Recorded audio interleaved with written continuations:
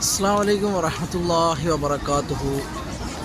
9-ാം തീയതി പ്രഭാതം അള്ളാഹുവിൻ്റെ മഹനീയമായ ഭവനത്തിൽ കണ്ടോ, സൂര്യൻ്റെ ഉദയം ഇങ്ങനെ കടന്നു വരികയാണ് പരിശുദ്ധമായ ഹറമിലേക്ക്. ഇത്ര സുന്ദരമാണ് ഈ ഭവനം കാണാൻ വേണ്ടിയിട്ട്. എന്തായാലും ഇന്ന് നവംബർ 9-ന് ഒരുപാട് പ്രാർത്ഥനകൾ എൻ്റെ സുഹൃത്തുക്കൾക്കും കുടുംബാദികൾക്കും അതുപോലെ നാട്ടിലുള്ള അയൽവാസികൾക്കും എൻ്റെ പ്രിയപ്പെട്ട സുഹൃത്തുക്കൾക്കൊക്കെ വേണ്ടിയിട്ട് സമയം ഏകദേശം 6:30 മണി കേട്ടോ.